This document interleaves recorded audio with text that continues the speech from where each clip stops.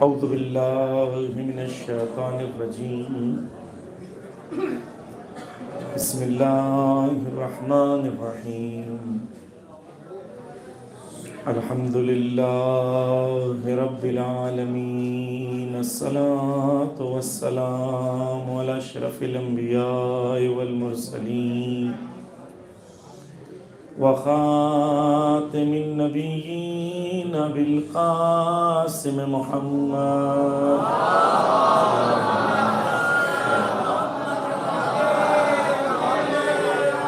وعلى أهل بيت الطيبين الطاهرين المظلومين المعصومين ولعن الله على أعدائهم أجمعين. أما بعد قال الإمام الحسين عليه السلام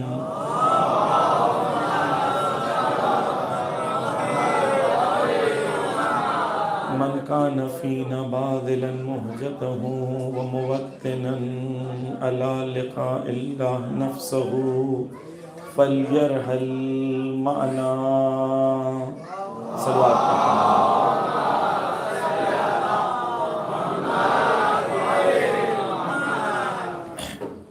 عزیزان گرامی، کل آپ کے سامنے پیش کرنے کی کوشش کی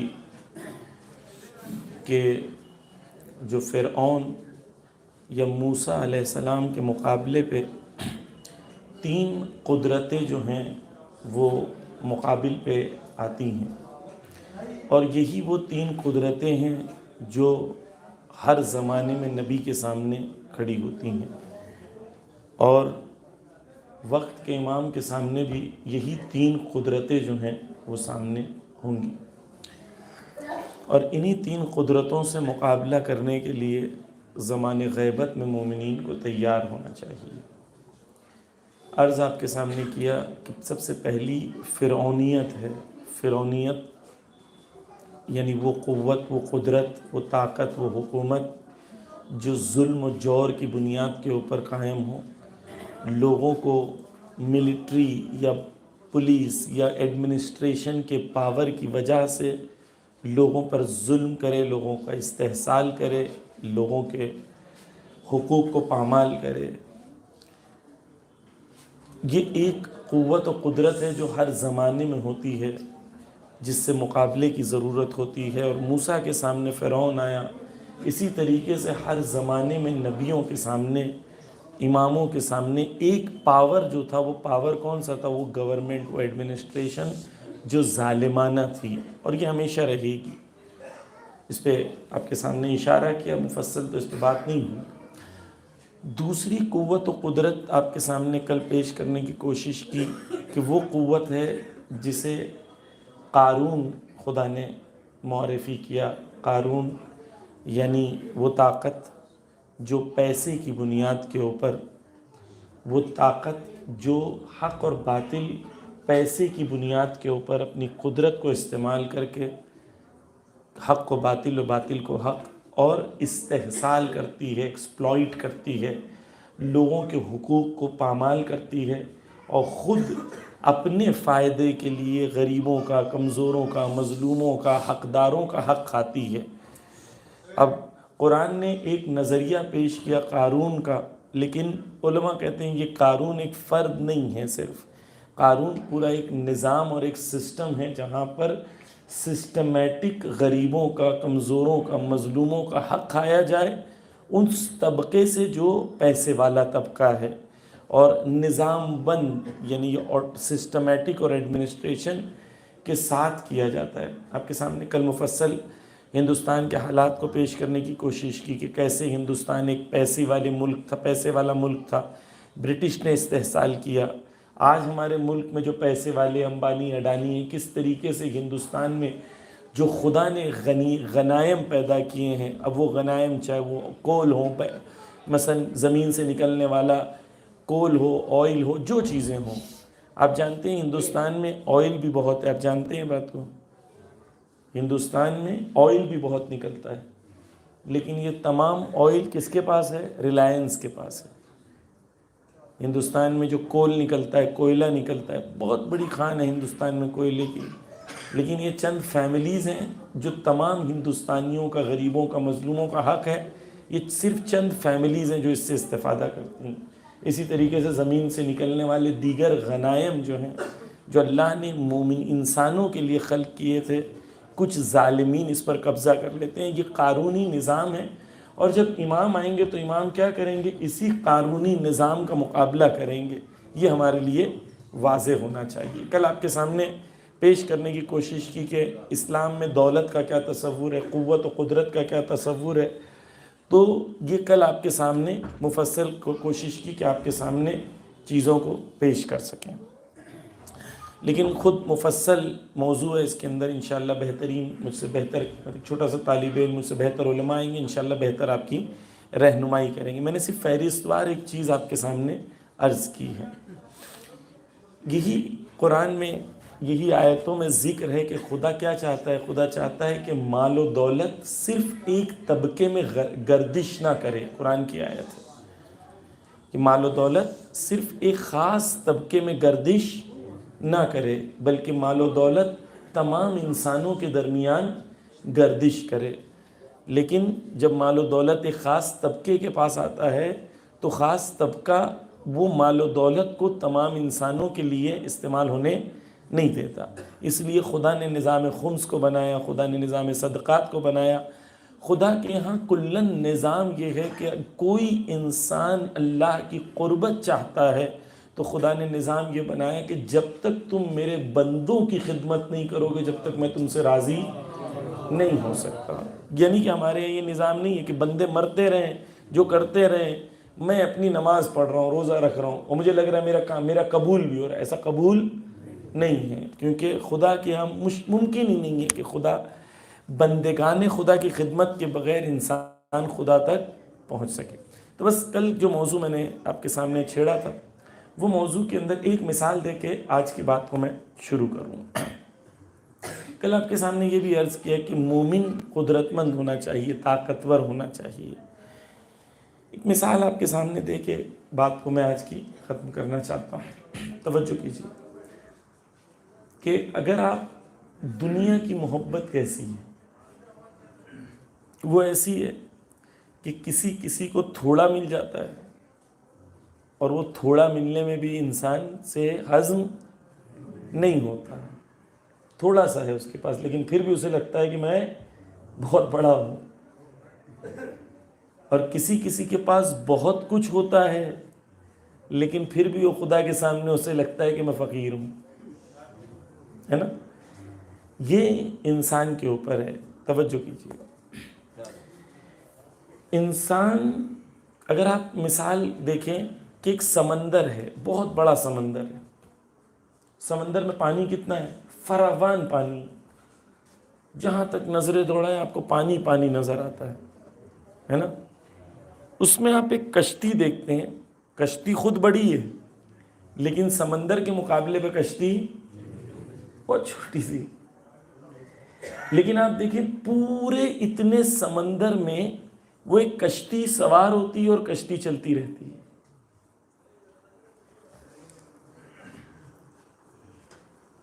اگر آپ سوال کریں کہ یہ کشتی کیوں چل رہی ہے، کیوں ڈوب نہیں رہی ہے، اتنا پانی ہے، یہ پانی کشتی کو ڈبو کیوں نہیں رہا ہے، تو آپ جواب دیں گے جب تک کشتی پانی کے اوپر ہے، جب تک کشتی چلتی رہے گی، کیونکہ کشتی پانی کے اوپر ہے اور پانی کشتی کے نیچے ہے۔ لیکن جب بھی کشتی کے اوپر پانی آ جائے تو کشتی ڈوب جائے گی۔ دنیا کی محبت بھی ایسی ہے، جب تک انسان کے پاس دنیا فراوان ہو، اتنی ہو جتنی سمندر کے اندر پانی ہے، لیکن انسان کے قدموں کے نیچے دنیا ہے، تب تک انسان ڈوبتا نہیں ہے۔ جب یہی مال و دولت بجائے اس کے کہ قدموں کے نیچے ہو انسان کے سر میں گھس جاتا ہے. جب وہ سر میں گھس جاتا ہے تو کیا ہوتا ہے؟ ایک اور مثال دوں. چھوٹا سا پتھر ہے، پتھر چھوٹا سا ہے، آپ اس کو پانی میں پھینکیں گے تو کیا ہوگا؟ پتھر کتنا سا ہے؟ چھوٹا سا ہے، لیکن پانی کے اندر فوراً ڈوب گیا. کیوں؟ کیونکہ اس نے اپنے آپ کو پانی کے اوپر سنبھال نہیں پایا. پتھر چھوٹا سا ہے، پانی بھی کم ہے. اسی طریقے سے دنیا کی محبت ہے کہ انسان کچھ ایسے ہوتے ہیں چھوٹی سی دنیا کی محبت بھی انہیں ڈبو دیتی ہے، اور کچھ امام خمینی کی طرح ہوتے ہیں کہ پوری دنیا کی دولت ان کے قدموں کے نیچے ہوتی ہے، لیکن اس کے باوجود بھی ایک چھوٹے سے گھر میں رہتے ہیں. دولت پوری دنیا کی قدموں کے نیچے ہے. امام خمینی کو کہا گیا کہ شاہ نے پیلس خالی کیا ہے، اس میں چل کے رہیں. امام خمینی نے کہا جب تک ہر ایرانی کے لیے ویسا پیلس نہیں بنوا دوں جب تک میں اس گھر میں نہیں جا سکتا. تصور دیکھیں. تو بس دنیا کی محبت کسی کسی کے لیے چھوٹی سی دنیا کی محبت اسے ڈبو دیتی ہے، اور کسی کسی کے پاس مال و دولت فراوان ہوتی ہے لیکن اسے احساس ہوتا ہے کہ میں خدا کے سامنے ابھی بھی فقیر ہوں. یہ سب خدا نے عطا کیا ہے. خدا نے جیسے مجھ پر احسان کیا ہے میری ذمہ داری ہے کہ میں دوسروں پہ ویسے ہی احسان کروں. بس دنیا کی دو محبت ہیں. ایک خوبصورت ہے جس کے اندر کل میں نے آیتیں پڑھی، یہ سب آیتیں پڑھ رہا ہوں میں آپ کے سامنے. کل آیتیں پڑھی کہ جس کے اندر مجھے پتا ہے کہ دنیا کی دولت ہے تو میں یتیم خانہ بنا سکتا ہوں، دنیا کی دولت ہے تو 100 بچوں کا ایجوکیشن کی فیس بھر سکتا ہوں کسی کو بولے بغیر. دنیا ہے تو میں یہ کر سکتا ہوں، دنیا نہیں ہے تو میں اپنے گھر کا خود خرچہ نہیں اٹھا سکتا ہوں. مومن کو خدا نے کیا کہا قرآن میں؟ سورہ مومنین کی جب آیتیں خدا کہتا ہے کہ مومن کی صفات کیا ہیں، اس کے اندر خدا کہتا ہے مما رزقناہم. مومن کون ہے؟ جو اس میں سے دے جو خدا نے اسے دیا ہے. خدا نے یہ نہیں کہا مومن کی صفات وہ ہے کہ جو لے جو خدا نے دیا. نہیں، خدا نے قرآن میں کیا کہا ہے؟ مما رزقناہم. خدا نے جو دیا ہے اس میں سے دینے والا مومن ہوتا ہے. مومن وہ ہوتا ہے جس کا ہاتھ ایسا ہوتا ہے، مومن وہ نہیں ہوتا جس کا ہاتھ ایسا ہوتا ہے. خدا نے کیا چاہے؟ مومن کیسا ہو؟ مومن قدرت مند ہو، طاقتور ہو. عزیزان گرامی توجہ کیجئے، خدا نے انسان کے لیے کچھ چیزوں کو خدا نے کہا جائز نہیں ہے. مثال کے طور پر ایک انسان اپنی بے عزتی کرے لوگوں کے درمیان، خود کی بے عزتی کرے، یہ جائز ہے؟ یہ جائز نہیں ہے. میں اپنی بے عزتی کر رہا ہوں، آپ کو کیا ہے؟ خدا کہتا ہے تم اپنی بے عزتی نہیں کر رہے ہو، تمہاری نفس کو خدا نے محترم بنایا ہے. تمہاری نفس کو خدا نے عزت مند غیرت مند بنایا ہے. تمہیں اجازت نہیں ہے کہ تم اپنی نفس کو دوسروں کے سامنے بے عزت کرو. خدا نے تمہیں بھی اجازت نہیں دی. انسان کے اندر جو خدا ایک چیز چاہتا ہے وہ غیرت ہے، اور غیرت انسان کے لیے بہت اہم صفت ہے. کوئی بھی قوم کہ اگر غیرت چھین لے آپ اس سے تو وہ قوم نابود ہو جائے گی. الگ الگ قسم کی غیرت ہے. پس عزیزان گرامی، مال و دولت کی چاہت انسان کے اندر ہونی چاہیے، لیکن کس لیے؟ آخرت کو خریدنے کے لیے. مومن کے اندر مال و دولت کی چاہت ہونی چاہیے. کیوں؟ آخرت کو خریدنے کے لیے. قدرت ہونی چاہیے، وگرنہ آپ قدرت کو حاصل نہیں کریں گے، ظالمین قدرت کو حاصل کریں گے. ظالمین حاصل کریں گے تو ظلم کریں گے، اور آپ کی ذمہ داری ہے کہ اس ظالمین کو نہ اجازت دیں کہ وہ قدرت کو حاصل کریں، آپ خود قدرت کو حاصل کریں. بس عزیزان گرامی، دو محبتیں دنیا ہیں، ایک بری ہے ایک اچھی ہے۔ بری وہ ہے جو ہمارے دماغ میں گھس جائے، جو ہمیں قارون بنا دے، جو ہمیں یزیدی نظام کا غلام بنا دے، اور ایک دنیا کی محبت ہے جہاں پر میں حضرت خدیجہ کی سیرت پہ چلتے ہوئے اتنا مال و دولت رکھنا چاہتا ہوں کہ وقت کے امام کو جب بھی ضرورت پڑے تو میں خزانوں کو کھولنے کے لیے تیار ہوں۔ تو دو نظریے ہیں دنیا کی محبت کے، دونوں نظریے اپنے ایک باطل ہے اور ایک صحیح ہے۔ مومن کو صحیح نظریے کے ساتھ ہمیشہ پروگریس کرتے رہنا چاہیے، راضی نہیں رہنا چاہیے۔ مومن کو یہ ہمیشہ اپنی زندگی کے اندر کنٹینیوس آگے بڑھنے کی کوشش کرنی چاہیے۔ ایک صلوات پڑھ دے محمد و آل محمد پر۔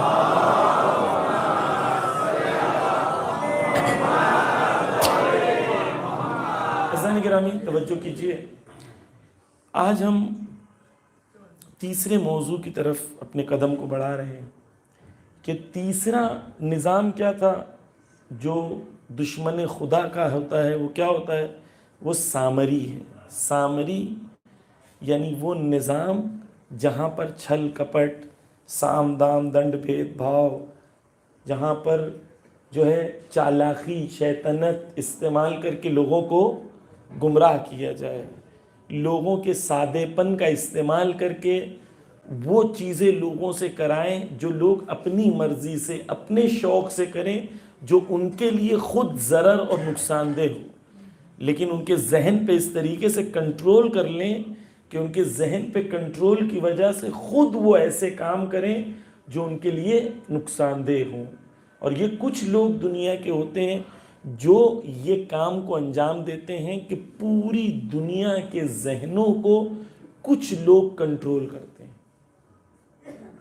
دنیا میں اکثر میڈیا جو آپ دیکھتے ہیں، پوری دنیا کے میڈیا جو ہیں وہ 10 سے 12 فیملیز ہیں جو اکثر دنیا کے میڈیا کو کنٹرول کرتے ہیں۔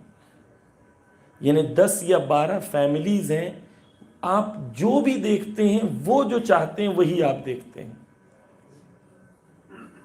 یعنی آپ کے ذہن کو وہ لوگ کنٹرول کرتے ہیں۔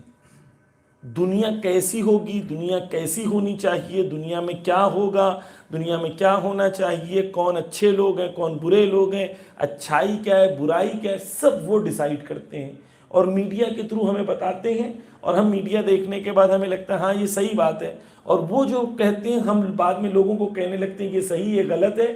یعنی ان لوگوں کے فکر کو ہم لوگ آ کے اپنانے لگتے ہیں اور کہنے لگتے ہیں یہ صحیح اور یہ غلط ہے۔ یہ لوگ کچھ لوگ ہیں جو پوری دنیا کو کنٹرول کر رہے ہیں، اور پوری دنیا میں جو انفارمیشن ہے، جو معلومات ہے، اس پر ان کا قبضہ ہے۔ توجہ کیجئے، میں نے کل آپ کے سامنے عرض کیا تھا، خلاصے میں آج میں تھوڑی ڈیٹیل میں بیان کروں گا کہ جنگ دو قسم کی ہوتی ہے۔ ایک جنگ عراق پہ امریکہ نے حملہ کیا۔ جب عراق پہ امریکہ نے حملہ کیا تو بم ڈالے، میزائل ڈالے، وہاں لوگ مرے، لاکھوں لوگ مر گئے، لاکھوں لوگ بے گھر ہو گئے، ہے نا، یتیم ہو گئے، بیوہ ہو گئیں، بہت ظلم ہوا۔ نتیجہ یہ ہوا کہ امریکہ کا عراق پہ کنٹرول ہو گیا، ہے نا، ہم نے اپنی آنکھوں سے دیکھا، جھوٹ کی بنیاد پہ کہ وہاں ویپنز آف ماس ڈسٹرکشن ہے، اور وہاں پہ قبضہ ہو گیا۔ جب قبضہ ہو گیا وہاں پر عزیزان گرامی، تو عراقی جو ہیں وہ امریکہ کو پسند کرنے لگے یا نفرت کرنے لگے؟ نفرت کرنے لگے نا۔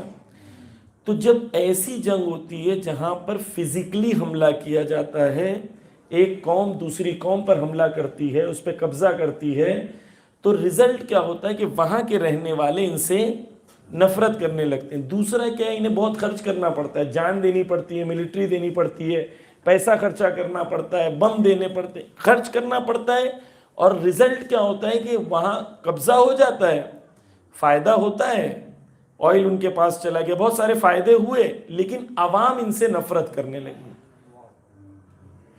لیکن ایک دوسری جنگ کی قسم ہے جس میں انسان خود اپنی خواہش سے وہ کام کرتا ہے جو دشمن چاہتا ہے، اور جو دشمن ہے جس سے نفرت کرنی چاہیے اس سے محبت کرتا ہے، اور دشمن کی خواہش کے مطابق عمل بھی کرتا ہے، اور دشمن کو دوست اور دوست کو دشمن سمجھنے لگتا ہے. اس میں خرچ کم ہوتا ہے, جان نہیں جاتی, اور وہ جو بیٹھے لوگ ہیں وہ آپ سے دشمنی بھی نہیں کرتے, آپ سے محبت کرتے ہیں. یہ جنگ جسموں پر قبضے کی جنگ نہیں ہے, یہ فکروں پر قبضے کی جنگ ہے.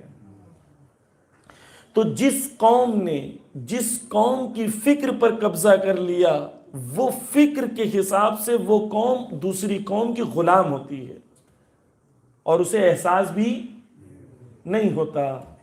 کیوں؟ کیونکہ اسے لگ رہا ہوتا ہے میں آزاد ہوں, میں اپنے آزادی سے فیصلہ کر رہا ہوں, لیکن آزادی سے کوئی فیصلہ ہوتا نہیں. پس عزیزان گرامی, دنیا میں جو طاقتیں ہیں, باطل طاقتیں ہیں, انہوں نے انسان کو غلام بنانے کے لیے انہوں نے جو نظام بنایا ہے وہ یہ ہے کہ آپ کے ذہنوں پہ کنٹرول کرنے کے لیے میڈیا کو کریٹ کیا ہے. آپ دیکھیں فیس بک یوز کرنے کے لیے مہینے کا کتنا پیسہ دیتے ہیں آپ, انسٹاگرام یوز کرنے کے لیے کتنا دیتے ہیں, ٹک ٹاک یوز کرنے کے لیے کتنا دیتے ہیں, یہ سب یوٹیوب یوز کرنے کے لیے کتنا دیتے ہیں, یہ سب فری کیوں ہیں؟ آپ اگر مثلا یہ ویڈیو ریکارڈ کر رہے ہیں, اگر 1000 ویڈیو ان کے پاس ایسے آ جائے گا تو ان کو ایک بڑی ہارڈ ڈسک چاہیے نا, لیکن اتنے ملینز آف ویڈیوز وہاں پر سٹورڈ ہیں, کتنا ڈیٹا ان کے پاس ہوگا, کتنا بڑا سرور ہوگا, کتنا خرچ کرتے ہوں گے, کتنا سیکیورٹی پہ خرچ کرتے ہوں گے, پیسہ کہاں سے آتا ہے؟ سب فری آپ کے لیے نا. اس دنیا میں کوئی بھی چیز فری نہیں ہے. اگر وہ کوئی چیز آپ کو فری دے رہے ہیں تو وہ یہ سمجھ لیں کہ وہ آپ کو یوز کر رہے ہیں, آپ اس کا خزینہ ہے. پیسہ خزینہ نہیں ہے, آپ اس کا خزینہ ہے. آپ کیوں؟ کیونکہ آپ جو بھی دیکھیں گے وہ وہی دیکھیں گے جو وہ چاہتے ہیں, آپ وہی سوچیں گے جو وہ چاہتے ہیں, آپ وہی کریں گے جو وہ چاہتے ہیں. پلس آپ کا ڈیٹا, آپ گئے یہاں سے چائے پینے کے لیے, آپ نے کہا میں یہاں چائے پی رہا ہوں, آپ گئے اس کے آگے میں نے یہ جینز خریدا ہے, میں نے یہ شوز خریدا ہے, جوانوں کو کہہ رہا ہوں. تو آپ جب کہتے ہیں کہ میں یہ کر رہا ہوں تو انہیں پتہ چلتا ہے کہ آپ کیا چاہتے ہیں, پھر آپ کا ڈیٹا ان کمپنی کو بیچتے ہیں جو آپ خریدنا چاہتے ہیں, اس پروڈکٹ کو وہ بیچنا چاہتے ہیں. مثال دوں آپ کو, انسٹاگرام کمپنی کا ایک ڈائریکٹر ایک نیوز میں بیٹھا تھا, تو نیوز کے جو 2 رپورٹر تھے اچانک ان لوگوں نے بات کی کہ میں جاپان جاؤں گی تو میں ٹوکیو میں رہنا چاہتی ہوں, ٹوکیو میں کوئی ہوٹل ڈھونڈنا چاہتی ہوں. اور آپ کوئی ٹوکیو میں ہوٹل کو جانتے ہو؟ فون سامنے رکھا ہے, فون بند ہے. تھوڑی دیر کے بعد انسٹاگرام کے مالک کے سامنے لائیو ویڈیو میں اس نے فون کھولی, بولی کہ دیکھو میں انسٹاگرام کھولتی ہوں اور مجھے یقین ہے ٹوکیو کی ہوٹل کا ایڈورٹائز آئے گا. اس نے فون کھولی, فون جب چلائی, پہلا یا دوسرا ایڈورٹائزمنٹ اس کو کائے کا آیا؟ ٹوکیو کی ہوٹل کا. یعنی اگر آپ نے فون آن بھی نہیں کیا ہے پھر بھی فون سن رہا ہے کہ آپ کیا بات کر رہے ہیں. آپ نے فون آن نہیں کیا ہے, فون سامنے رکھا ہے, وہ ایپلیکیشن آن نہیں کیا ہے, پھر بھی آپ کی ہر بات وہ سن رہا ہے. صلوات پڑھ دے محمد و آل محمد پر.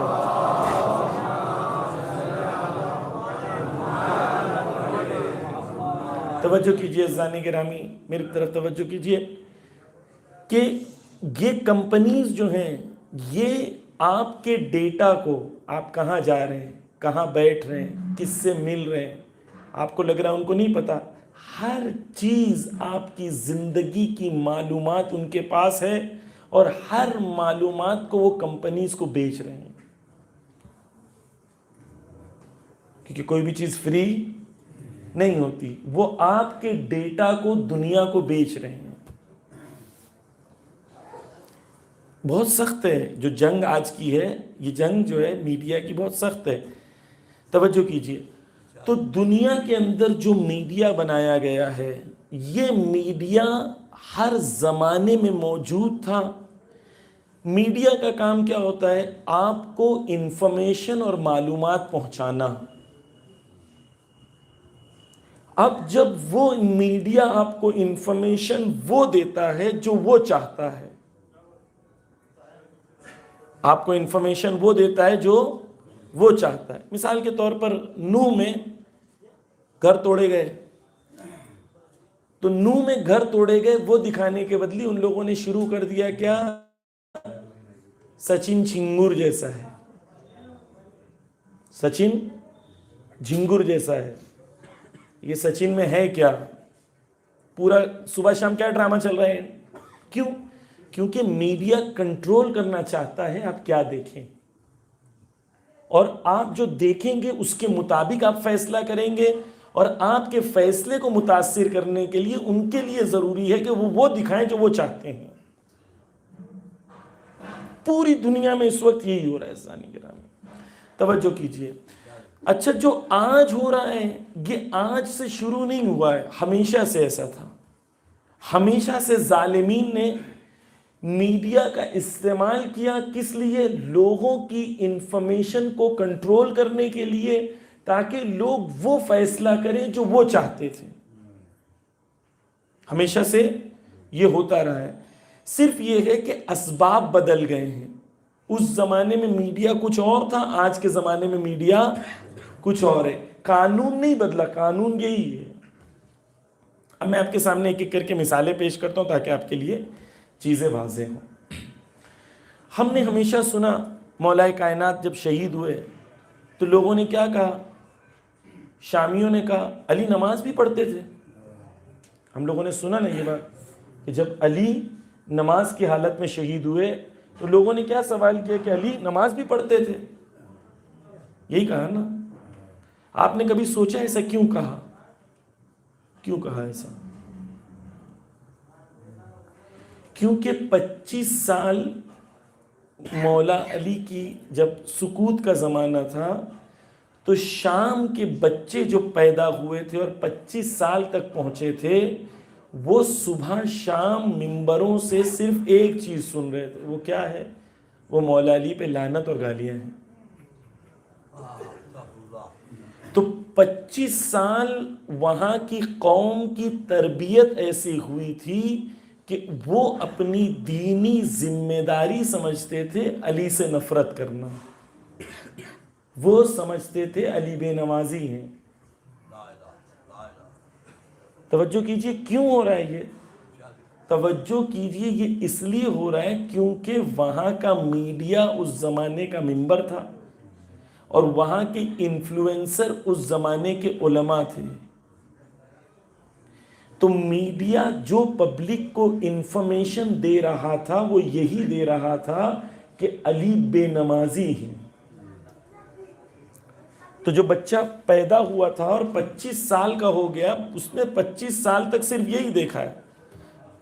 اور جو 10 سال کا تھا جب مولا علی علیہ السلام سے ان لوگوں نے خلافت کو چھینی، یا مثلا امام حسن علیہ السلام کے بعد جو خلافت ان کے پاس آئی یا حکومت ان کے پاس آئی، تب سے لے کے 25 سال کا جو پیریڈ ہم لوگ دیکھتے ہیں عزیزان گرامی، یا اس کے جو ٹوٹل پیریڈ مولا علی کے سکوت کا پیریڈ ہے اس زمانے میں دیکھتے ہیں کیا ہو رہا ہے؟ گالیاں دی جا رہی.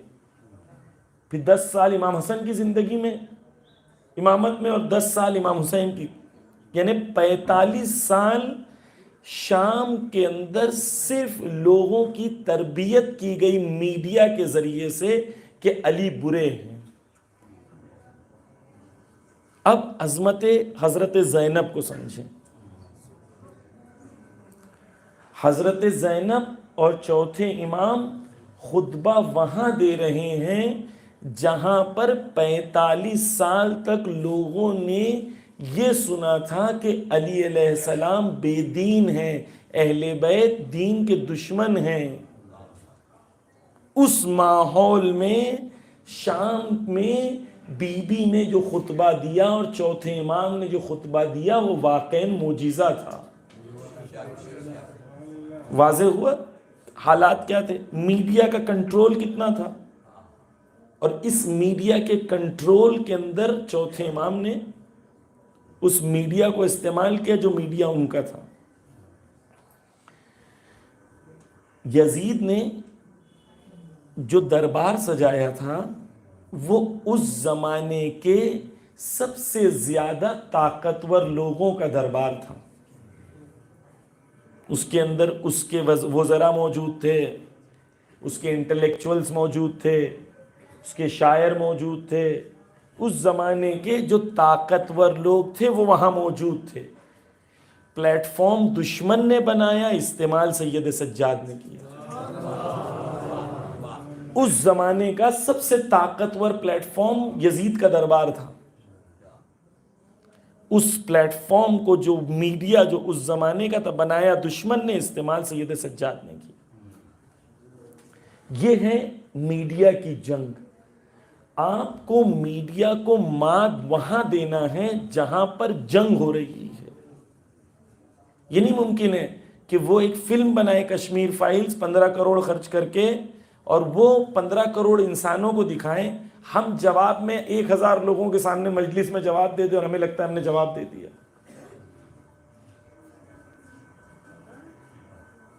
کیسے ممکن ہے؟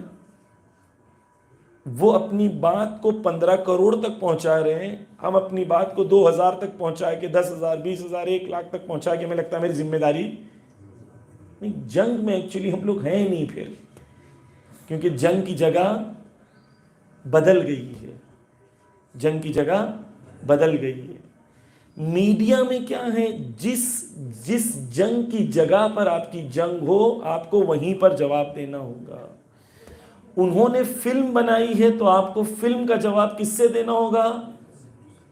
فلم سے. یہ نہیں ممکن ہے کہ وہ فلم بنائے اور آپ جواب کیسے دیں؟ مولانا ہم لوگ کیسے فلم بنائیں؟ ہم لوگ فلم بنا سکتے ہیں, جائز ہے. مختار نامہ کیا تھا, ہے نا؟ ایک مختار نامے نے وہ کام کیا جو ہزاروں مجلسوں نے شاید نہیں کر پایا. جوانوں کو اتنا بیدار کر دیا ایک مختار نامے نے, ہے یا نہیں؟ میڈیا کا استعمال کرنا ہمیں آنا چاہیے. توجہ کیجیے سامعین گرامی, دشمن کیا کر رہا ہے؟ دشمن نے اس زمانے میں منبر کا استعمال کیا جو اس زمانے کا میڈیا تھا, علماء کا استعمال کیا جو اس زمانے کے انفلوئنسرز تھے. ان لوگوں کا استعمال کر کے کیا کیا؟ حق کو باطل اور باطل کو حق کر دیا.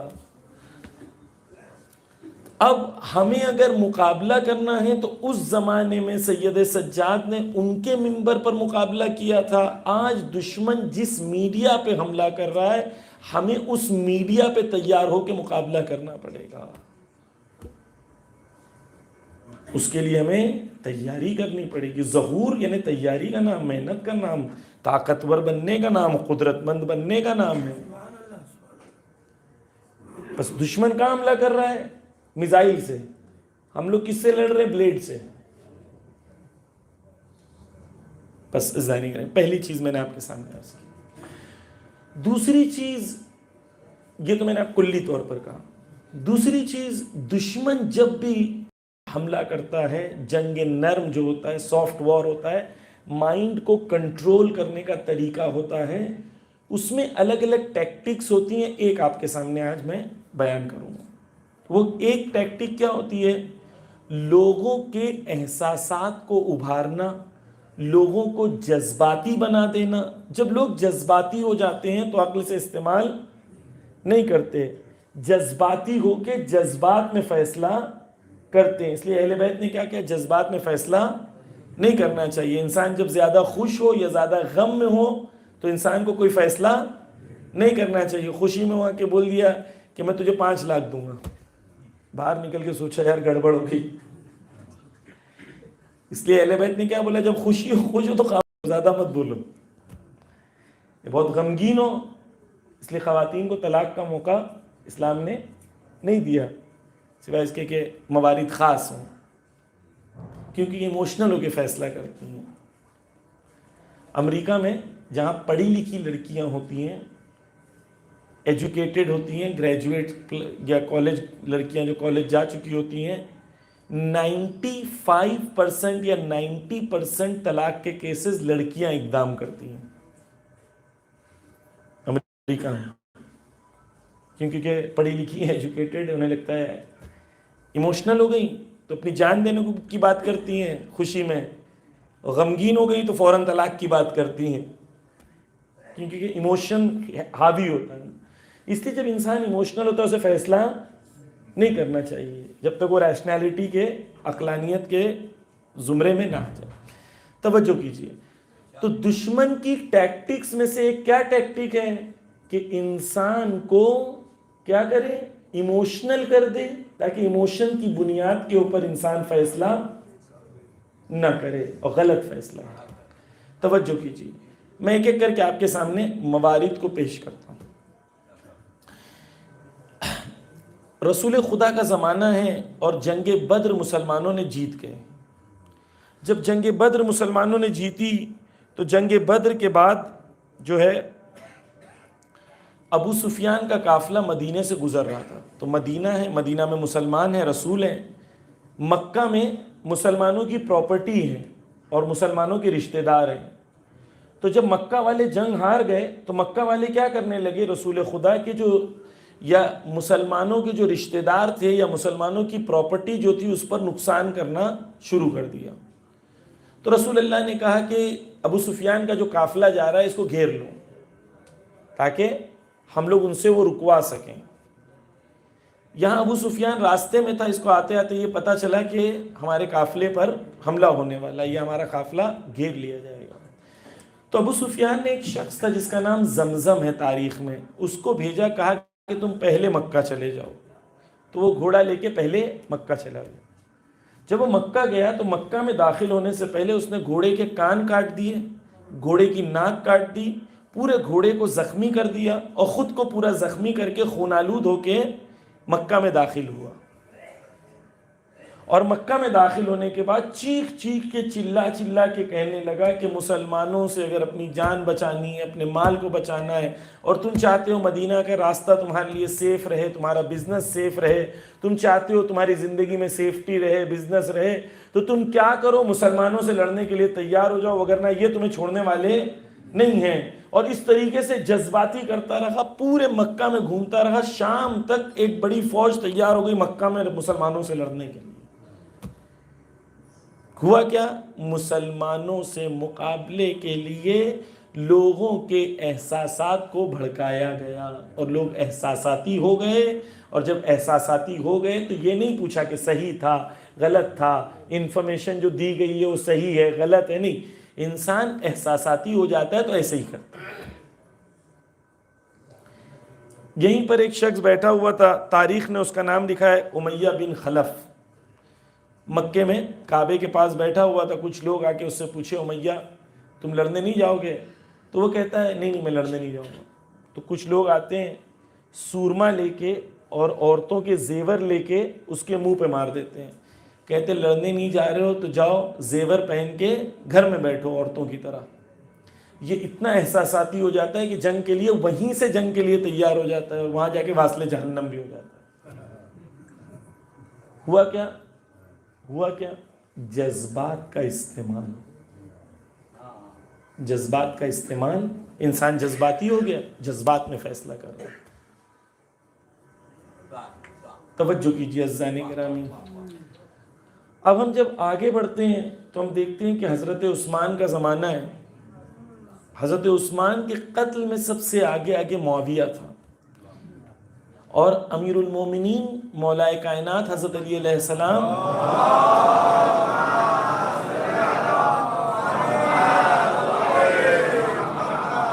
خود انہوں نے امام حسن، امام حسین اور حضرت عباس کو بھیجا تھا تاکہ جائیں حضرت عثمان کا دفاع کریں، حضرت عثمان کا دفاع کریں، کیونکہ مولا علی نہیں چاہتے تھے کہ حضرت عثمان قتل ہوں، اور جو خلیفہ کو قتل کرنا، خلیفہ کشی ایک رسم بن جائے۔ اس کے مقابلے کے لیے امام علی علیہ السلام نے اپنے بچوں کو بھیجا تھا حضرت عثمان کا دفاع کرنے کے لیے، اور معاویہ نے جو قتل کروانے میں سب سے آگے تھا، معاویہ اور معاویہ نے قتل کروایا کس کا؟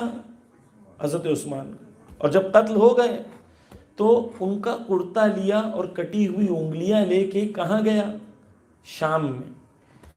اور مسجد شام میں ان کا کرتا لٹکایا خون بھرا ہوا اور کٹی ہوئی انگلیوں کو لٹکایا اور ایک ایسا خطبہ دیا جس کے اندر لوگوں کی غیرت کو للکارا. لوگ اتنے جذباتی ہو گئے کہ لوگوں نے قسم کھائی کہ جب تک علی کا قتل نہ کر دیں تب تک جو ہے ہم لوگ اپنے گھر پہ اپنی بیویوں کے قریب نہیں جائیں گے. رزلٹ کیا ہوا؟ دشمن کی ٹیکٹکس کیا ہے؟ کیا ٹیکٹکس ہیں؟ جذبات کو بھڑکا دو. جب جذبات بھڑک جائیں گے تو کیا ہوگا؟ انسان صحیح فیصلہ یہ نہیں پوچھے کہ واقعاً علی نے قتل کیا یا نہیں کیا، کہ انسان جذباتی ہوتا تو یہ کام نہیں کرتا. جذباتی ہوتا تو عقل کی بات نہیں کرتا. اور دشمن ہمیشہ اس ٹیکٹک کو استعمال کرتا ہے کہ جذباتی کر دو اور جذباتی کرنے کے بعد انسان جو ہے فیصلہ. مثلا کشمیر فائلز مووی بنائی گئی مسلمانوں کے بارے میں کہ مسلمان کتنے نعوذ باللہ ظالم ہیں. لوگ جب تھیٹر سے نکل رہے تھے تو لوگوں نے کبھی جا کے پوچھا کہ آئے واقعی ایسا ہوا نہیں ہوا، کتنا ہوا؟ لوگوں نے پوچھا نہیں پوچھا. نکلتے ٹائم کیا بول رہے تھے؟ گالیاں دے رہے تھے، قتل و غارت کی بات کر رہے تھے، مارنے مرنے کی بات کر رہے تھے. کیوں؟ ٹیکٹکس یہی ہے کہ جذبات کو ابھارا جائے. اور آج جو ظالمین ہیں وہ ہمارے ہندو بھائیوں کے بچوں کے فیوچر کے لیے خطرناک ہیں، کیونکہ وہ بچے جنہیں ہمیں بتانا چاہیے، ہمارے ہندو بھائیوں کے بچوں کو جنہیں ہمیں بتانا چاہیے کہ ان کے لیے امپورٹنٹ یہ ہے کہ وہ پڑھائی کریں، آگے بڑھیں، اپنے ملک میں کنٹریبیوشن کریں، اپنے ملک میں کامیابی کے اندر سہیوگ کریں. یہ کرنے کے بجائے انہیں بھڑکا کے کہا جا رہا ہے ایک قوم تمہاری دشمن ہے، تمہیں ان سے لڑنا چاہیے. اور ان کے جذبات کو استعمال کر کے ووٹ میں تبدیل کر کے خود اپنے بچوں کو IPL کا ہیڈ بنا دیتے ہیں. ان کے بچوں کو جذباتی کر دیتے ہیں، خود کے بچوں کو BCCI کا پریسیڈنٹ بنا دیتے ہیں. ہو کیا رہا ہے؟ ہو یہ رہا ہے کہ جذبات کا استعمال کرو. کیرلا فائلز بنے، کیرلا سٹوری بنے، کشمیر فائلز بنے. جنگ نرم اور میڈیا کی جنگ میں ٹیکٹک یہی ہے. ٹیکٹک کیا ہے؟ ایموشنل کر دینا. جب لوگ ایموشنل ہوتے ہیں تو ایموشنز کی بنیاد پر صحیح غلط رائٹ رانگ یہ سب نہیں ہوتا. جھوٹ بولیں کتنا چاہے جھوٹ بولیں، جھوٹ بولنے کا رزلٹ کیا ہے؟ لوگ ایموشنل ہوں گے. بس ہو کیا رہا ہے؟ یہ ہم ابھی غیر کی بات کرتے ہیں، اپنی طرف پلٹ کے آئیں گے تو ہمیں احساس ہوگا کہ ہم لوگ بھی ایسے ہی ہیں. اللہ نہ کرے. ہمارے یہاں بھی جب جذبات حاوی ہوتے ہیں تو انسان عقل سے فیصلہ نہیں کرتا. توجہ کیجئے، ہمارے اہل سنت بھائیوں کو کیا کہا گیا میڈیا کے ذریعے سے؟ کہا گیا کہ شیعہ وہ ہیں جو صحابہ کو گالیاں دیتے ہیں. جبکہ آیت اللہ سیستانی نے کیا کہا؟ آیت اللہ سیستانی نے کہا سنیوں کو اپنا بھائی مت بولو، ان کو اپنی جان بولو. کیا کہا؟ سنیوں کو اپنا بھائی مت بولو، وہ آپ کے بھائی نہیں ہے، وہ کیا ہے؟ آپ کی نفس اور جان ہے. یہ کہا نا آیت اللہ سیستانی نے.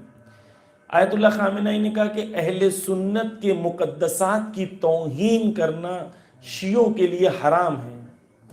اکثر مراجع تقلید یہی کہتے ہیں کہ اہل سنت کے مقدسات کی توہین کرنا، جن کو وہ مقدس مانتے ہیں، وہ خلفاء کو مقدس مانتے ہیں، خلفاء کی توہین کرنا منبر سے شیعہ مراجعوں کے حساب سے جائز نہیں ہے. لیکن انہیں کیا کہا گیا؟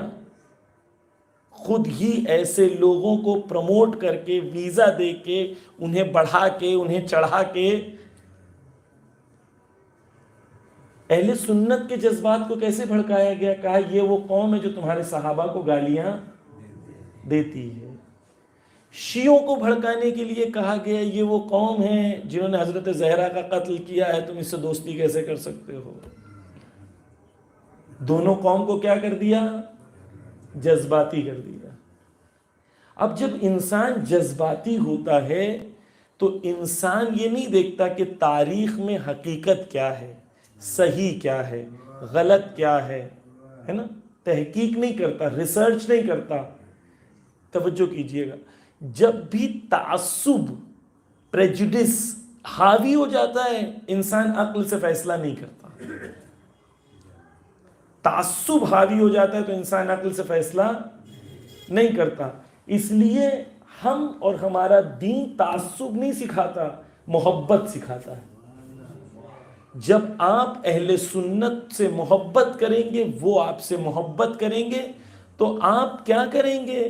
آپ دونوں بھائی مل کے فیصلہ کریں گے بھائی تاریخ میں ہوا کیا تھا، حقیقت کیا تھی. آئے ہم لوگ حقیقت کو پہچانتے محبت سے، محبت کے ذریعے سے حقیقت کو پہچانتے ہیں. لیکن دشمن کیا کرتا ہے؟ دشمن نہیں چاہتا کہ محبت حاوی رہے. دشمن کیا چاہتا ہے؟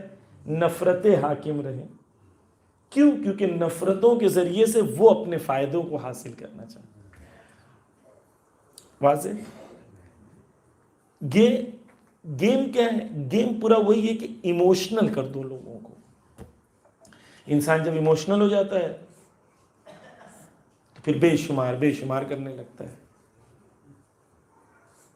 سوچ نہیں رہا ہے نا، میرے یہ بے شمار کرنے سے میں لوگوں کو نزدیک کر رہا ہوں اہل بیت سے یا دور کر رہا ہوں؟ لوگوں کو اہل بیت کے در پر لا رہا ہوں یا دور کر رہا ہوں؟ یہ نہیں سوچتا ہو. کیونکہ جذباتی ہو گیا. اب غور کریں، شیعہ کی جتنی مشکلات ہیں وہاں پر کیا ہے؟ مرجع تقلید کو کس سے مقابلے پہ لے کے آئیں گے؟ عزاداری سے. اور کہیں گے امام حسین ورسز آیت اللہ سیستانی. انسان نیچرلی ایموشنل ہو جائے گا، بولے گا میں تو امام حسین کو مانوں گا، آیت اللہ سیستانی کو تھوڑی نہ مانوں گا. کیوں؟ کیونکہ وہ عقل سے نہیں سوچ رہا، ایموشنل ہو گیا ہے. جب آپ کوئی بھی قوم کو ایموشنل کر دے تو ایموشنز کی بنیاد پر وہ فیصلہ صحیح نہیں کرے گا. اس نے وہ یہ نہیں سوال کر رہا ہے کہ میں جس بات پہ بحث کر رہا ہوں وہ میری بنائی ہوئی رسم ہے، نہ کہ امام حسین ہے. لیکن اپنی بنائی ہوئی رسم کو کس سے مقابلے میں لے کے آ رہا ہے؟ مرجع تقلید کے. اور اسے لگ رہا ہے میری بنائی ہوئی رسم امام حسین ہے، اور امام حسین کو کس سے کمپیئر کر رہا ہے؟ کیوں؟ کیونکہ ایموشنل ہو گیا، عقل سے استعمال نہیں کر رہا. ٹیکٹک کون سی استعمال ہو رہی ہے؟ ایموشنل کرنے والی. لوگ ایموشنل ہو جاتے ہیں. جب ایموشنل ہو جاتے ہیں تو آپ ان سے کسی سے بھی لعنت پڑھوا. میں ایک مثال دیتا ہوں، نام نہیں لوں گا. ایک جگہ میں لنڈن میں تھا. لنڈن میں، نہ انڈیا پاکستان کی بات، گاؤں کی بات نہیں کر رہا ہوں، لنڈن میں ایک عالم دین تھے، ذاکر تھے. انہوں نے کہا کہ میں نے ایک سپیچ دیا تھا، وہ سپیچ کسی نے چھپ کے، میں نے گھر میں دیا تھا، کسی نے چھپ کے ویڈیو بنا دیا اور انٹرنیٹ پہ ڈال دیا، جس کے بعد شیعہ سنی میں تفرقہ ہوا. تو میری سپیچ چھپ کے ڈالا تھا کسی نے، جبکہ میں نے اجازت نہیں دیا تھا. تو ایک شخص کھڑا ہوا، اس نے کہا جس نے ریکارڈ کیا تھا، تو سب نے بولے اس پہ لعنت. جس نے ریکارڈ کیا تھا سب نے بولے لعنت. ایسی جذباتی ہوتے ہوتے اس نے لاسٹ میں بولا انٹرنیٹ پر ڈالا تھا، تو بولتا انٹرنیٹ پر، تو ساری پبلک نے بولی لعنت. کہ پبلک اس وقت سوچ نہیں رہی ہے کہ میں کیا بول رہی ہوں. پبلک اس وقت سوچ نہیں رہی ہے میں کیا بول رہی ہوں. بہاؤ جو چل رہا ہے، اس بہاؤ کے اندر سارے لوگ بہتے جا رہے ہیں. بس توجہ کیجئے، دشمن کی ٹیکٹکس کیا ہیں؟ ایموشنز کا استعمال کرنا. یوکرین کی جنگ ہوئی، یوکرین کی جنگ کو کس طریقے سے دکھایا گیا؟ وہی چیز روز پیلسٹائن میں ہوتی ہے لیکن دکھایا نہیں جاتا. کیوں؟ کیونکہ لوگوں کو یوکرین کے معاملے میں ایموشنل کرنا ہے اور پیلسٹائن کے معاملے میں ایموشنل نہیں کرنا ہے. پس عزیزان گرامی، ایک دشمن کی اسٹریٹجی کیا ہے؟ لوگوں کو جذباتی کر کے، جذبات کو ابھار کے اپنے فائدے میں لوگوں کی فکر کو تبدیل کر دینا.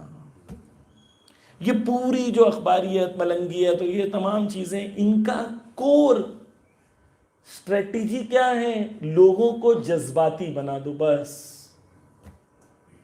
جب لوگ جذباتی ہو جاتے ہیں تو جذباتی ہیں. رزلٹ کیا ہوتا ہے؟ رزلٹ یہ ہوتا ہے کہ وہ چیزیں جو اگر انسان عقل سے سوچے تو اس کے لیے واضح ہو جائے گا کہ بھائی آیت اللہ سیستانی انہوں نے 60 سال 70 سال اہل بیت کی حدیثیں پڑھی ہیں، قرآن پڑھا ہے، فقہ پڑھا ہے، اصول پڑھا ہے.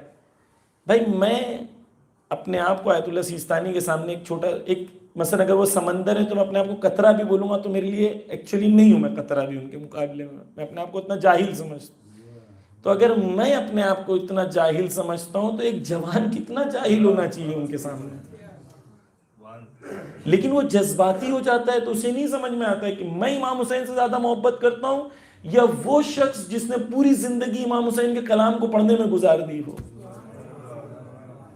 لیکن کیا ہو جاتا ہے انسان جب جذباتی ہوتا ہے تو جذبات میں فیصلہ کرتا ہے، جس کا رزلٹ کیا ہوتا ہے؟ جس کا رزلٹ یہ ہوتا ہے کہ انسان کیا کرتا ہے؟ جذبات میں جو توجہ کیجئے جو چیز ایکچولی اس کے لیے ضرر ہے اس کو وہ اپنے لیے فائدہ سمجھنے لگتا ہے. اب ایک چیز آخر میں آپ کے سامنے پیش کر دوں. ایک صلوات کا سہارا دے محمد و آل محمد پر.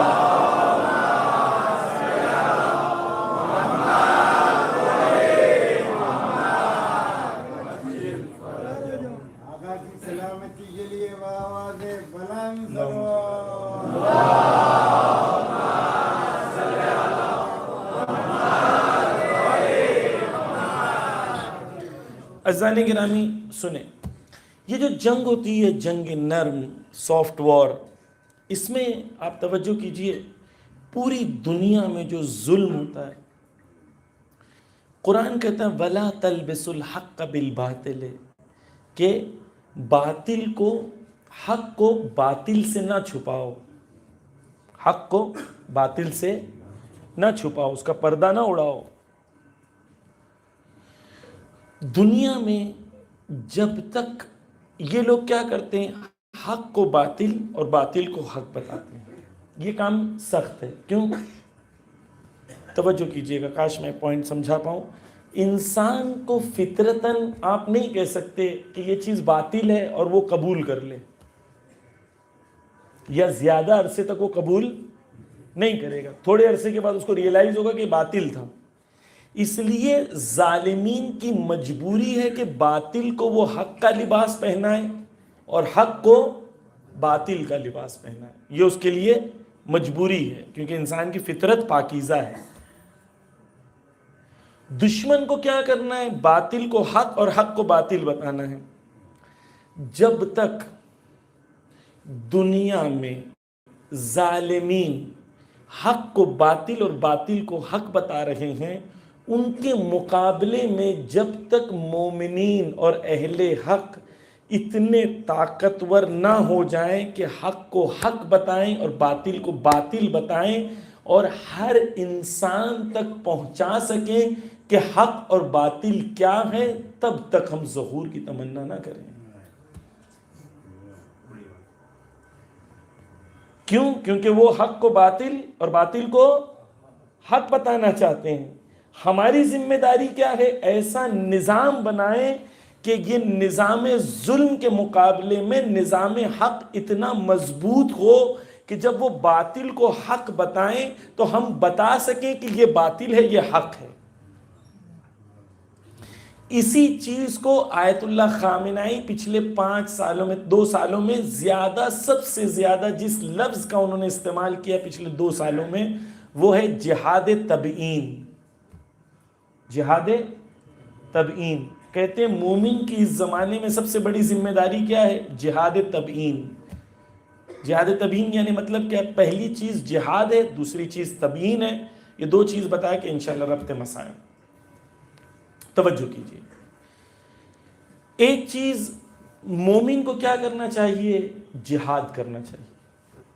ایک چیز یہ ہمارے وہاں کہ جو اس اسلامی ٹرمینالوجی اور اسلامی اصطلاحیں ہیں جس کو دشمن نے برا بتانے کی کوشش کیا ہے، ہم اسے چھوڑے نا، وہ قرآنی اصطلاح ہے. ہم لوگ کیا کریں، وہ کہیں جہاد برا ہے، ہم لوگ جہاد کا لفظ استعمال نہیں کرتے، ہمیں ڈر لگنے لگتا ہے. کیوں؟ کیونکہ دشمن نے پلاننگ کے ساتھ اسلامی اصطلاح کو غلط بتا دیا لوگوں کے سامنے. صحیح کو، جہاد کو اس نے کیا کہا، غلط ہے. ہماری ذمہ داری ہے کہ ہم کہیں نہیں جہاد دو قسم کے ہیں. ایک جہاد وہ ہے جس کو امریکہ نے اسپانسر کیا، جس کا نام طالبان اور داعش ہے. یہ امریکن جہاد ہے، یہ امریکن جہاد ہے. اور ایک جہاد ہے جسے قرآن نے بتایا، جسے علی نے کر کے بتایا، اور زمانے غیبت میں جسے قاسم سلیمانی نے دنیا بھر کے ٹیررسٹ کو مار کے بتایا، اسے جہاد کہتے ہیں. ایک تم نے ٹیررسٹ بنائے تھے جہاد کے نام پر، فیک ٹیررسٹ، فیک جہاد. اور ایک ریئل جہاد ہے. ریئل جہاد کون سا ہے؟ وہ جس نے ٹیررزم کو پوری دنیا میں ختم کیا. تو جہاد مقدس ہے، جہاد بری چیز نہیں ہے. ہم لوگ، کوئی ہمیں کہے آپ جہادی ہو تو کہاں ہیں، کیا مشکل ہے. لیکن امریکہ والے جہادی نہیں ہیں، قرآن والے جہادی ہیں. واضح؟ قرآن، ہمیں شرمانا نہیں چاہیے اسلامی اصطلاحوں سے، ٹھیک ہے، بلکہ فخر سے بولنا چاہیے. توجہ کیجیے، جہاد کا کیا مطلب ہوتا ہے؟ جہاد کا مطلب کیا ہوتا ہے؟ توجہ کریں. ہمیں کہا جاتا ہے جہاد کا معمولاً مطلب کیا کہتے ہیں؟ جہاد جہد سے ہے، یعنی کوشش کرنے سے. یہ کہتے ہیں نا جہاد کس سے؟ کوشش کرنے سے. آیت اللہ خامنہ ہی کہتے ہیں ہر کوشش کو جہاد نہیں کہتے ہیں. مثال کے طور پر ایک شخص ہے، وہ کیا کر رہا ہے؟ ایک شخص ہے، وہ کسی کی مدد کر رہا ہے، پیسہ دے رہا ہے، کسی غریب کی مدد کیا اس نے. جب غریب کی مدد کیا اس نے، تو یہ جہاد ہے یا جہاد نہیں ہے؟ غریب کی مدد کیا اس نے، یا ایک گرمی میں اس نے روزہ رکھا. اگر گرمی میں روزہ رکھا تو یہ جہاد ہے یا جہاد؟ بتائیں. یہ جہاد نہیں ہے، یہ نیک کام ہے لیکن جہاد نہیں ہے. کیوں؟ کیونکہ جہاد کے اندر کچھ عنصر ہیں جسے جہاد ہونے کے لیے ضروری ہوتے ہیں. جہاد کی پہلی شرط یہ ہے کہ جہاد خدا کے لیے کیا جائے. جہاد خدا کے لیے کیا جائے. دوسری شرط جہاد کی یہ ہے کہ جہاد دشمن خدا کے مقابلے میں اور دشمن خدا کے منصوبوں کو روکنے کے لیے استعمال ہو. آپ نیکی کر رہے ہیں، اچھی چیز ہے، ثواب ملے گا، لیکن اس نیکی سے کیا دشمن خدا کے راستوں میں اڑچنیں ہو رہی ہیں یا نہیں ہو رہی ہیں؟ مثال دیتے ہیں، آیت اللہ خامنہ ہی کہتے ہیں کہ ایک عورت تھی، جب حضرت زید نے قیام کیا تھا، اسی زمانے میں ایک آدمی تھا جو بہت دیر کھانا کھلاتا تھا لوگوں کو. اس کا گھر مشہور تھا لوگوں کو کھانا کھلانے کے لیے، بہت کھانا کھلاتا تھا. اسی زمانے میں ایک خاتون تھی جس نے 2 درہم یا 7 درہم حضرت زید کو ہدیہ کیا تھا جہاد کے لیے، ان کے مقابلے کے لیے، یزید کی نابودی کے لیے. آیت اللہ خامنہ ہی کہتے ہیں وہ جو ہزاروں لوگوں کو کھانا کھلا رہا ہے وہ جہاد نہیں ہے، لیکن یہ 2 درہم یا 7 درہم جس نے دیے جہاد ہے. کیوں؟ کیونکہ اس میں یہ عنصر پایا جاتا ہے کہ دشمن خدا کے مقابلے میں ہر کوشش کو جہاد نہیں کہتے. وہ کوشش جو دشمن خدا کے مقابلے میں ہو اسے جہاد کہتے ہیں. تیسری چیز آیت اللہ خامنہ ہی کہتے ہیں جہاد کے اندر ضروری ہے، وہ کیا ہے؟ جہاد کے اندر مسلسل کوشش ہونی چاہیے. شیطان ایسا نہیں کہ آج حملہ کیا پھر اس کے بعد 2 مہینہ جا کے سو گیا، پھر اچانک اٹھا ہاں میں بھول گیا تھا مجھے حملہ بھی کرنا ہے. شیطان نے آج حملہ کیا، آج ایک جوان نے حرام چیز نہیں دیکھی، کل واپس سے ٹرائی کرے گا. وہ شیطان تھکتا لَأُغْوِيَنَّهُمْ، خدا کی قسم کھا کے خود شیطان نے کہا کہ میں یقیناً گمراہ کروں گا انسانوں کو. تو شیطان تھکتا نہیں ہے تو ہمیں بھی تھکنا نہیں ہے نا. شیطان تھکتا نہیں ہے، ہمیں بھی تھکنا نہیں. تیسرا عنصر کیا بتایا میں نے کہ جہاد کا مطلب مسلسل کوشش کرنا, کنٹینیوس اسٹرگل کرنا. یہ مشکل ہے. ہمیں کبھی کبھی جذبات میں آ جاتے ہیں, مولانا نے ایک اچھی تقریر کی, بہت سوڈا بوٹل جوش آ جاتا ہے,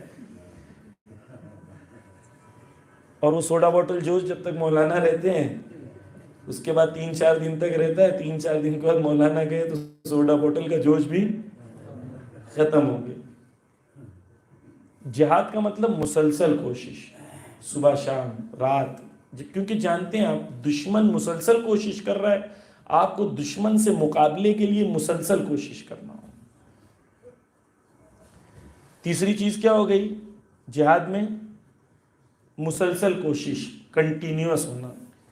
چوتھی چیز کہتے ہیں جہاد کا مطلب ہوش مندانہ کا عمل, جذباتی نہیں. میں ڈرتا نہیں کسی سے, ایسے ہوتا ہے نا, میں تو حق بول دیتا ہوں مولانا, کسی سے ڈرتا نہیں ہوں میں. آپ کو کس نے بولا کسی سے نہیں ڈرنا؟ پہلے تو خدا سے ڈرے. جو انسان خدا سے ڈرتا ہے ہمیشہ ایک سوال کرتا ہے, کیا خدا نے اس موقع میں مجھ سے کیا چاہا ہے؟ کبھی خدا چاہتا ہے تم بولو, کبھی خدا چاہتا ہے تم خاموش رہو. معیار کیا ہے؟ معیار یہ دیکھنا ہے کہ دین کا اس وقت کس چیز میں فائدہ ہے, میرا نہیں, دین کا کس چیز میں فائدہ ہے. ہوش مندانہ. دشمن نے, آپ نے کہاوت سنی ہوگی کہ ایک انسان کو ایک درخت پہ ایک بندر بیٹھا ہوتا ہے, اس کو بندر سیب کے پاس بیٹھا ہوتا ہے, ایسے سیب چاہیے ہوتا ہے, تو یہ کیا کرتا ہے, پتھر اٹھا کے بندر کو مارتا ہے. اب بندر کے پاس پتھر نہیں ہوتا تو بندر سیب اٹھا کے اسے مارتا ہے, اسے سیب مل جاتا ہے. اسے یہ نہیں سمجھ میں آتا ہے کہ وہ پتھر پھینکا کیوں گیا تھا, تاکہ تم سیب کو پھینکو. ہم جب پتھر پھینکتے ہیں ہم فوراً سیب کو پھینک دیتے ہیں بغیر سوچے کہ سوال کیے کہ پتھر پھینکا کیوں گیا ہے. ہوش سے عمل نہیں کرتے. جہاد کے اندر آیت اللہ خامنہئی کہتے ہیں ایک عنصر کیا ہے کہ جہاد اس عمل کو کہتے ہیں جو ہوش مندی کے ساتھ کیا جائے. دشمن چاہتا ہے کہ تم مجبور بنو, مضبوط نہیں بنو. تو دشمن کے مقابلے میں تمہیں مضبوط بننا ہے, مجبور نہیں بننا. تو ہم علم کے میدان میں بھی کیا کرتے ہیں, ہم اس لیے IAS آفیسر نہیں بننے بولتے ہیں کیونکہ ابھی کوئی ایک دوسرا آدمی کرپشن کر رہا ہے, آپ IAS آفیسر بن جائیں گے تو آپ کرپشن کرنا, تو آپ میں اس میں فرق کیا ہوگا؟ توجہ ہے.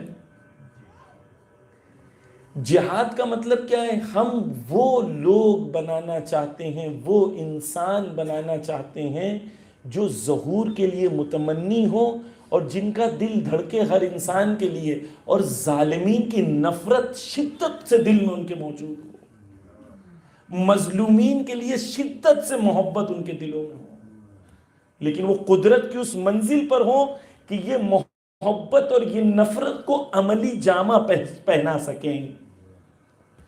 وگرنہ آپ کے دل میں محبت بہت ہے, نفرت بہت ہے, لیکن آپ کر کیا سکتے ہیں سوائے چائے کی دکان پہ بیٹھ کے بحث کرنے کے علاوہ کوئی بحث, کیونکہ قدرت نہیں ہے. اس لیے مومن وہ ہو جو جہاد کرے. واضح.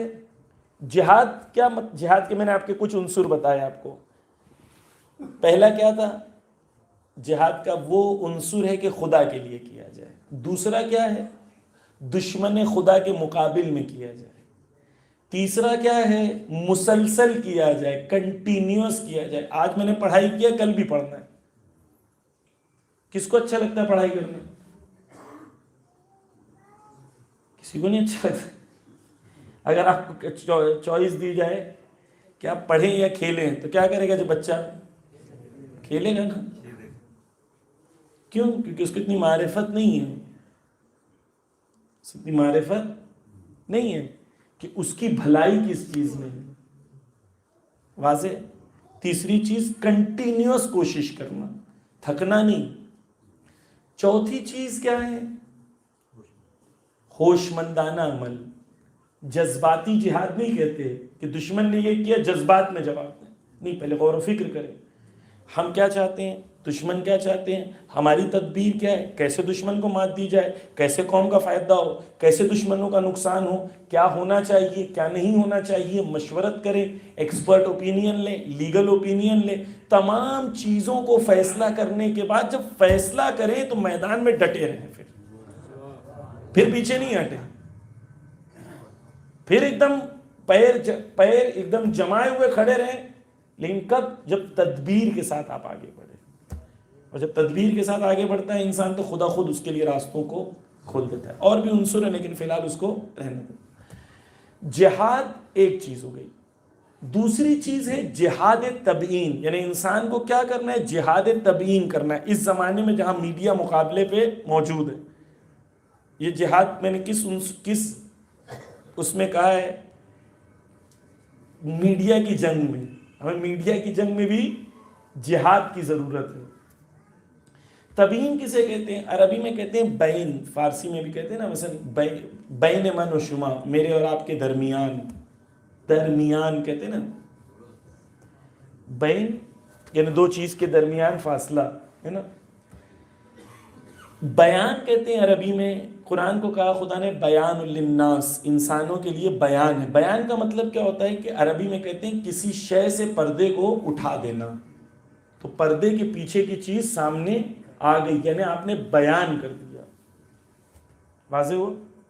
بیان یعنی آپ کے اور اس شے کے درمیان ایک پردہ تھا، آپ نے بیان کیا تو اس شے میں اور آپ میں جو فاصلہ تھا وہ پردہ اٹھا کے آپ نے اس فاصلے کو ختم کر دیا. اسے کہتے ہیں بیان کرنا.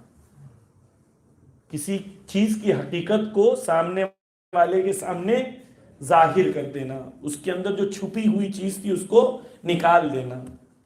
تبیین کہتے ہیں، باب تفعیل سے ہے، یعنی دو چیزوں کے درمیان جو مکس ہو گئی دو چیزیں، اس کو اس طریقے سے واضح کر دینا کہ صحیح اور غلط کے بیچ میں لوگ فیصلہ کر سکیں. یعنی مثال کے طور پر سونا اور پیتل اگر مخلوط ہو جائے تو تبیین کرنا یعنی سونے کو الگ کر دینا، پیتل کو الگ کر دینا، تاکہ لوگوں کے لیے واضح ہو جائے سونا کیا ہے اور پیتل کیا ہے. سونا کیا ہے اور پیتل کیا ہے. اسے کہتے ہیں تبیین کرنا. تبیین کرنا یعنی حق اور باطل جب مخلوط ہو جائے تو اس طریقے سے حق و باطل کو جدا کر دینا کہ لوگوں کے لیے حق واضح ہو جائے، لوگوں کے لیے باطل واضح ہو جائے. جہاد تبیین یعنی وہ کوشش، وہ تلاش جو خدا کے لیے ہو، دشمن کے مقابلے میں ہو، مسلسل ہو، ہوش مندانہ ہو، اس طریقے سے ہو کہ حق اور باطل کی جنگ کے اندر ہم اتنا محنت کریں کہ حق اور باطل کو انسانوں کے لیے اتنا واضح کر دیں کہ عام انسان کے لیے حق اور باطل واضح ہو جائے کہ حق کیا ہے اور باطل کیا ہے. اسے زمانے غیبت میں آیت اللہ خامنہ کہہ رہے آج کے زمانے میں سب سے بڑی جنگ جو ہے وہ کیا ہے؟ وہ یہ جنگ ہے کہ دشمن باطل پر ہونے کے باوجود، بطلانیت پر ہونے کے باوجود وہ یہ گیم کھیل جاتا ہے کہ لوگوں کو حق اور باطل کے بیچ میں کنفیوز کر دے. ہمارے پاس حق ہونے کے باوجود بھی ہم پیش نہیں کر پاتے. عزیزان گرامی، کب تک ہم یہ کہیں گے کہ ہمارا میڈیا ضعیف ہے اور مولانا ہم کیا کر سکتے ہیں، ہمارا میڈیا بہت ضعیف ہے؟ یہ آج سے 20 سال پہلے بھی کہتے تھے، اب بھی کہتے ہیں، اور 20 سال کے بعد بھی یہی کہیں گے. یہ تب تک کہیں گے جب تک ہمیں احساس نہیں ہوگا کہ اصلی جنگ میڈیا کی جنگ ہے. ایک زمانہ تھا آپ کے بچوں کو محفوظ رکھنے کے لیے آپ گھر میں بٹھا دیتے تھے. آج موبائل آپ کے بچوں کے ہاتھوں میں، آپ کے بچے محفوظ نہیں ہیں کیونکہ جنگ یہاں ہو رہی ہے.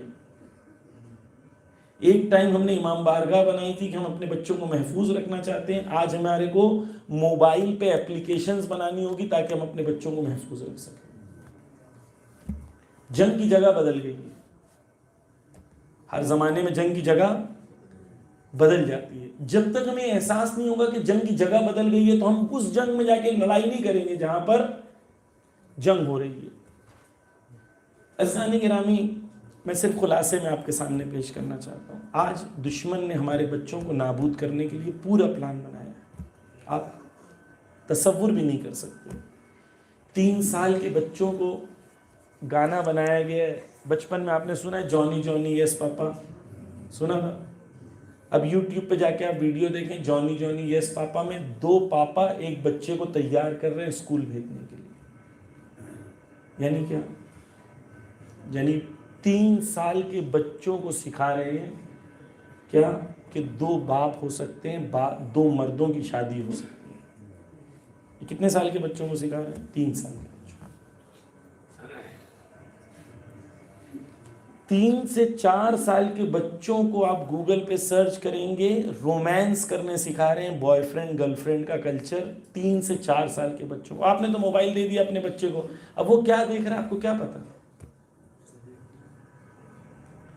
ڈزنی کمپنی کا مالک جو ہے CEO, اس نے امریکہ میں لوگوں کے درمیان پارلیمنٹ میں یا سینٹ میں آ کے کیا کہا کہ میری ذمہ داری ہے کہ اگلی نسل کے بچے ایسے ہوں جو عام بچوں کی طرح نہ ہوں, جو لڑکے لڑکی کی شادی میں بلیو کرتے ہوں. ہم 15 سال میں اگلی نسل کو وہ تربیت کریں گے جہاں پر وہ مرد اور عورت کے بیچ میں فرق کا قائل نہ ہوں. کتنے سال کے بچوں کو سکھایا جا رہا ہے؟ 3-4 سال کے بچوں. ڈزنی نے جو سپرمین کی اگلی مووی آ رہی ہے, فلم آ رہی ہے, وہ بنائی ہے, اس میں سپرمین کی گرل فرینڈ نہیں ہے, سپرمین کا بوائے فرینڈ ہے. تو آپ کے چھوٹا بچہ جو ہے اسے بچپن سے کیا سکھایا جا رہا ہے کہ تم سپرمین کو پسند کرتے ہو. دیکھو سپرمین لڑکے کو پسند کرتا ہے, لڑکی کو پسند. کس کو سکھایا جا رہا ہے؟ چھوٹے سے بچوں کو تربیت کی جا رہی ہے. بالی ووڈ میں فراوان ہے نیٹ فلکس کی سیریز. الحمدللہ آپ لوگ تو نہیں دیکھتے ہیں یہاں پر, اکثر میں نے دیکھا کہ مومنین کو نہیں پتا ہے, اللہ کا شکر ہے. لیکن عوام کے اندر بچپن سے موویز کے ذریعے, نیٹ فلکس کے ذریعے, اینیمیشن کے ذریعے, یوٹیوب کے ذریعے, کارٹونز کے ذریعے آپ کے بچوں کو تربیت کری جا رہی ہے اس سسٹم کی جو سسٹم کاملاً ظلم, کاملاً فحشا کی بنیاد کے اوپر بنایا گیا ہے. کاملاً اس سسٹم کا مقابلہ کرنے کے لیے آپ کو سسٹم بنانا پڑے. یہ نہیں کہہ سکتے. مثال کے طور پر بچے فیس بک دیکھتے ہیں. فیس بک کی کمپنی کے اندر جرمنی میں ایک عورت کام کرتی تھی. جب اس کمپنی میں اس نے چھوڑی تو وہ کہتی ہے فیس بک کا الگوریدم ایسے بنایا گیا ہے کہ ہر کچھ سیکنڈ پر گندی فلم دکھانا جوانوں کے لیے الگوریدم کے اندر کمپلسری رکھا گیا ہے. جوان مجھ سے بہتر جانتے ہیں کیا سکھا رہے ہیں فیس بک پر. ساس کا بہو سے رشتہ, نوکرانی کا مالک سے رشتہ,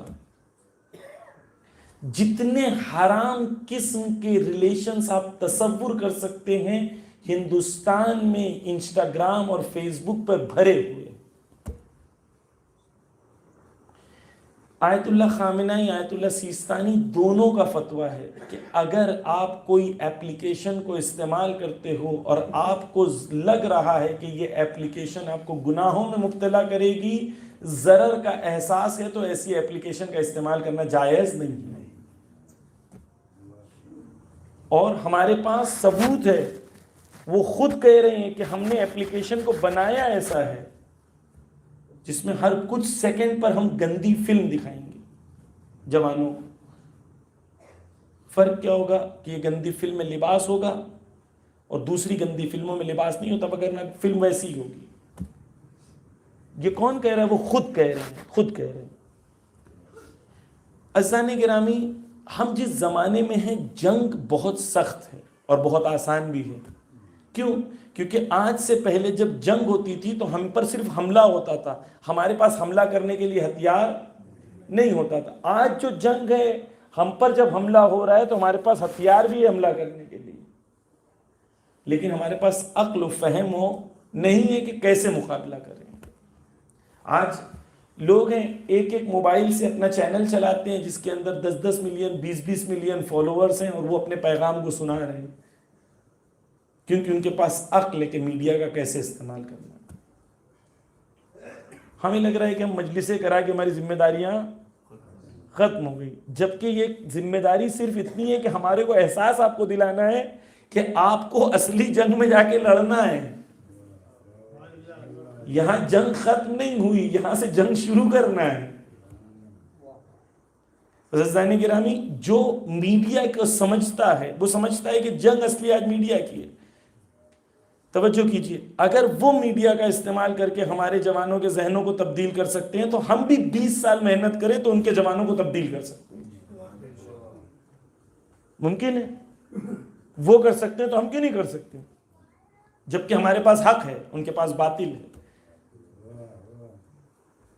پس عزیزان گرامی، جو چیزیں 3 چیزیں میں نے کہا تھا فرعون کے زمانے میں جو نبی کے دشمن تھے، کیا تھے؟ فرعونیت، یعنی وہ ایڈمنسٹریٹو، وہ حکومت، وہ ظالمانہ حکومت۔ دوسرا، پیسے کا پاور جو ہمیشہ نبی اور امام کے سامنے کھڑا رہا۔ تیسرا کون سا پاور ہے؟ میڈیا کا پاور۔ یہ میڈیا کا پاور، یہ تینوں جنگیں آج اہم ہیں، لیکن آیت اللہ خامنہ ہی کہتے ہیں کہ میڈیا کی جنگ آج سب سے بڑی جنگ ہے۔ کہتے ہیں اگر میں ولی فقیہ نہیں ہوتا تو میڈیا کے دنیا کے اندر، میڈیا کے اندر ایران کا مینیجر ہوتا، کوشش کرتا کہ میڈیا کے ذریعے سے جوانوں پر کام ہو۔ اتنا آیت اللہ خامنہ ہی کہتے ہیں اہم ہے میڈیا۔ جب آیت اللہ خامنہ ہی کہتے ہیں اتنا اہم ہے میڈیا، تو ہم نے میڈیا کے لیے کیا کام کیا ہے؟ ہندوؤں نے چھوٹا بھیم بنایا، بہت سارے اور بھی انہوں نے پروگرامز بنائے۔ سنیوں نے غلام رسول بنایا، ہم نے کیا بنایا؟ کچھ نہیں بنا، کیونکہ ہم نے کو تو جنت فری میں مل گئی، سب کچھ بنانے کی کیا ضرورت ہے؟ اگلی نسلوں کے لیے، اپنے چھوٹے بچوں کو رات کو سلانے کے لیے لوری ہے ہمارے پاس۔ اگر ہم بتانا چاہتے ہیں مولا علی کون تھے، ایک فلم مولا علی کے اوپر ہے ہمارے پاس بچوں کے لیے۔ مولانا فلم کیسے بنا سکتے ہیں؟ دیکھیں، کچھ لوگ ہوتے ہیں، ایک صلوات پڑھ دیں محمد وآل محمد۔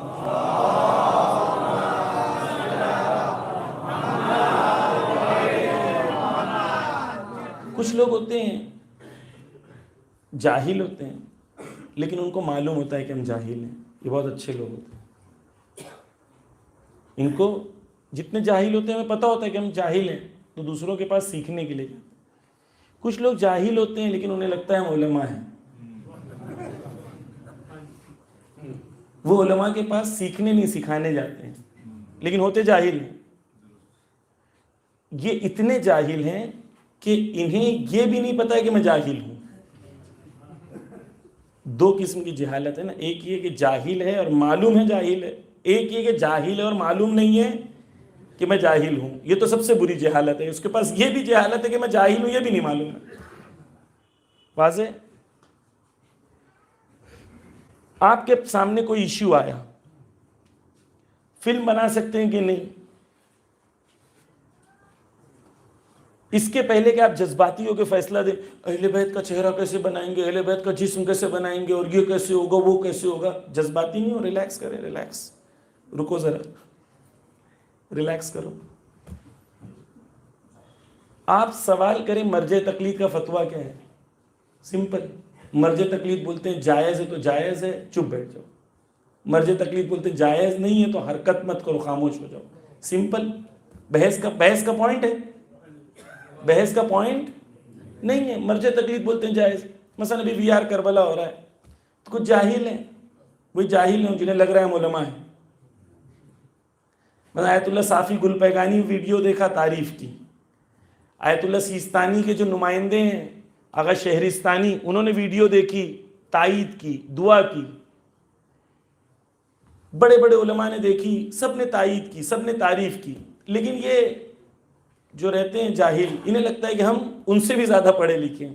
ایسا ہو جائے گا تو کل ایسا ہو جائے گا، کل ویسا ہو جائے گا، کل ویسا ہو جائے گا، پرسوں ویسا ہو جائے گا، قیاس کرنا شروع کر دیں۔ ہمارا جواب صرف یہ ہے کہ چاہے وی آر کربلا ہو، چاہے کوئی اور چیز ہو، چاہے مووی بنانا ہو، آپ مرج تقلید سے پوچھیں جائز ہے یا جائز نہیں ہے. مرج تقلید بولتا ہے جائز تو خاموش ہو جو آپ کو اچھا نہیں لگتا. مرج تقلید نے تھوڑی نہ بولا واجب ہے کہ آپ کو بھی دیکھنا ہے. آپ کو نہیں اچھا لگتا آپ مت دیکھو, آپ کو نہیں اچھا لگتا آپ مت دیکھو, لیکن مرج تقلید نے جائز بولا ہے تو آپ کون ہوتے ہو جائز کو ناجائز قرار دینے والے.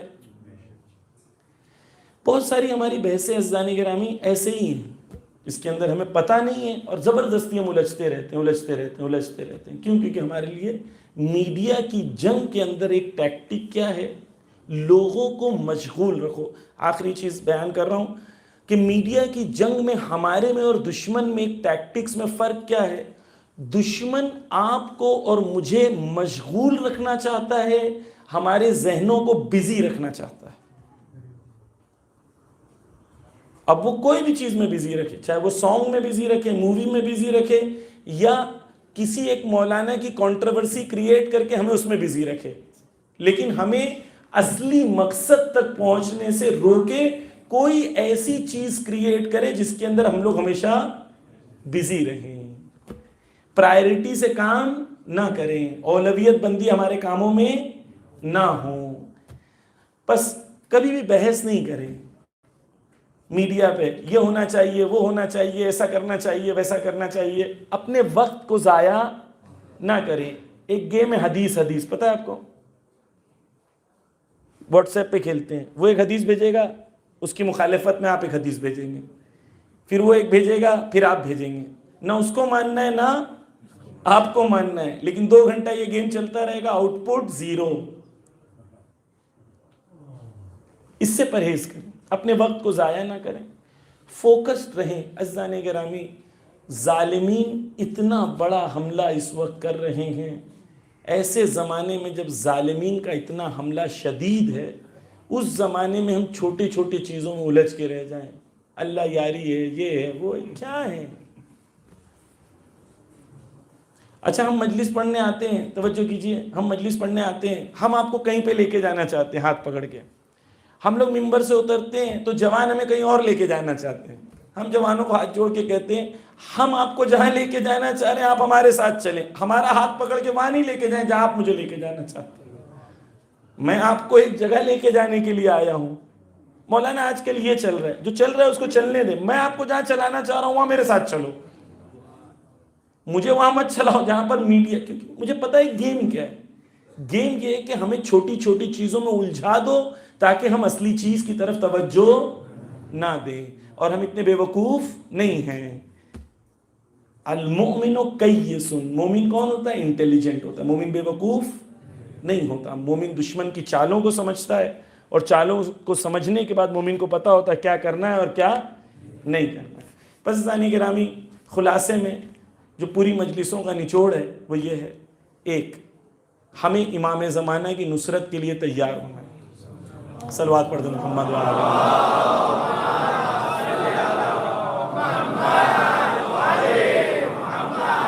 2, امام حسین کی محبت پاکیزہ رکھیں, سودے بازی والی نہیں, بذل والی, ایثار و قربانی والی. نصرت کے لیے ہمیں کیا کرنا ہے؟ نصرت کے لیے ہمیں علم کو حاصل کرنا ہے اور قدرت مند بننا ہے. لیکن کس جذبے کے ساتھ؟ اس جذبے کے ساتھ کہ جب بھی امام کو ضرورت پڑے گی تو میں سب کچھ امام کی راہ میں قربان کر دوں گا. جنگ کی قسمیں جو ہیں وہ کیا ہیں؟ دشمن 3 طاقتوں میں مضبوط ہے, فرعونیت, قارونیت اور سامریت. فرعونیت وہ ظلم کا نظام ہے جس کے سامنے ولایت فقیہ کے نام سے ایک نظام ہے جو اس کا مقابلہ کرے گا انشاءاللہ. دوسرے 2 نظام ہیں, ایک پیسے کا پاور ہے اور ایک تیسرا پاور میڈیا کا پاور ہے. یہ 2 جنگیں ہر زمانے میں, ہر ملک میں, ہر جگہ ہوگی. ہمیں اپنے آپ کو ان جنگوں میں اپنے آپ کو تیار کرنا پڑے گا تاکہ قارون کے مقابلے میں ہم قدرت مند بنے, میڈیا کے مقابلے میں ہمارا میڈیا اتنا قدرت مند بنے کہ ہم حق کو حق اور باطل کو باطل بتا سکیں. میڈیا کی سٹڈیز کریں, جانیں میڈیاز کے. دیکھیں, میں یہ کہتا ہوں بار بار کہ مثلا کیوں نہیں بنا سکتے عزیزان گرامی؟ اگر وہ 15 کروڑ خرچ کر کے پورے ہندوستان میں آگ لگا سکتے ہیں تو ہم 15 کروڑ خرچہ کر کے اسی آگ کے اوپر پانی کیوں نہیں ڈال سکتے؟ 15 کروڑ نہیں ہے ہمارے پاس مومنین کے پاس کہ ہم 15 کروڑ خرچہ کریں، مسلمانوں کے پاس نہیں ہے نا؟ تو کیوں نہیں کرتے؟ کیونکہ ہمارے پاس فہم نہیں ہے، جنگ کی سمجھ نہیں ہے. جنگ وہاں ہو رہی ہے، جواب ہم یہاں دے رہے ہیں. تو جنگ میں آنا پڑے گا، میدان میں آنا پڑے گا، میڈیا میں آنا پڑے گا، اینیمیشنز میں آنا پڑے گا، ہمارے بچوں کو پڑھنا پڑے گا. اگر کوئی جوان آپ سے آ کے پوچھے مولانا میں فلم ڈائریکشن پڑھنا چاہتا ہوں، آپ کیا کہیں گے؟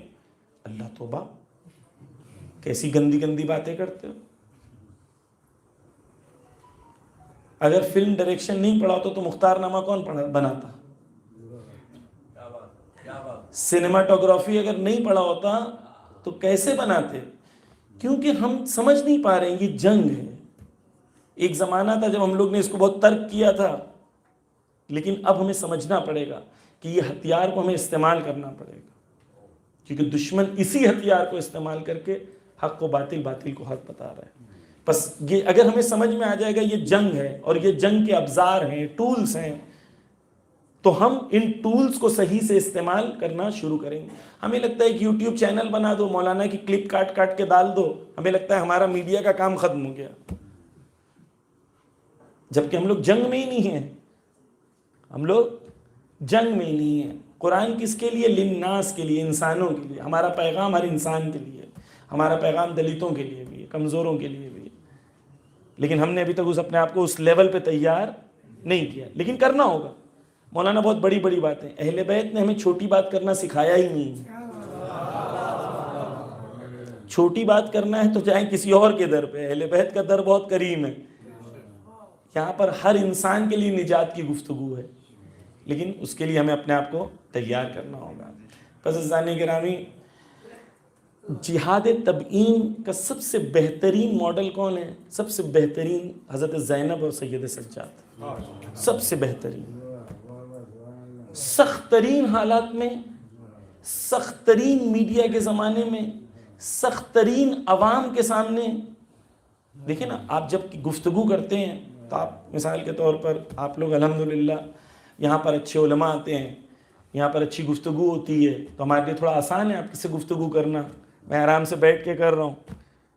لیکن اگر کوئی ایسا ماحول ہوتا ہے جہاں پر لوگوں کو عادت نہیں ہوتی ہے، تو سٹارٹ میں 15-20 منٹ انہیں عادت دلائی جاتی ہے کہ ایسی بات ہوگی. وہ بیچارے رکتے ہیں کہ ابھی کوئی نکتہ آئے گا، ابھی کوئی نکتہ آئے گا، اور 15-20 منٹ تک نکتہ نہیں آتا تو بیچارے ہلتے ڈلتے رہتے ہیں.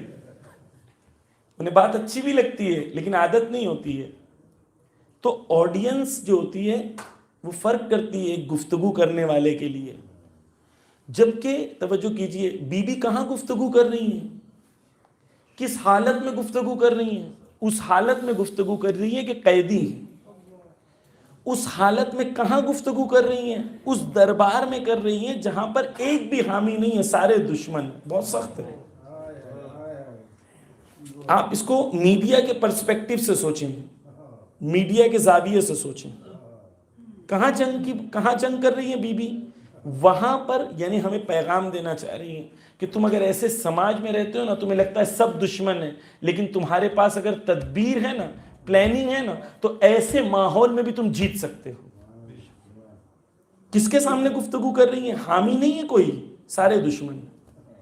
بی بی کی روش دیکھیں، جب میدان کوفہ میں ہے تو الگ ہے، دربار شام میں ہے تو الگ ہے.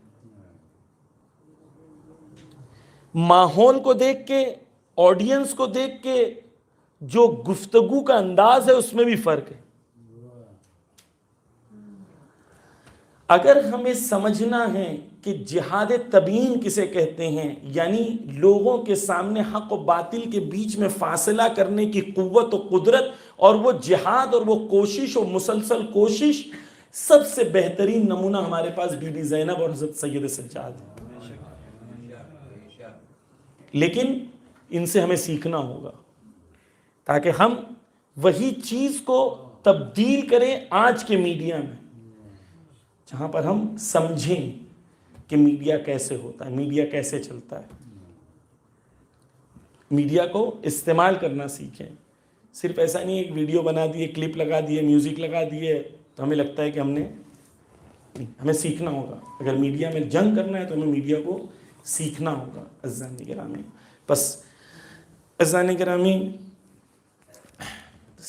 حضرت زینب سلام اللہ علیہا، اللہم صلی علی محمد و آل محمد،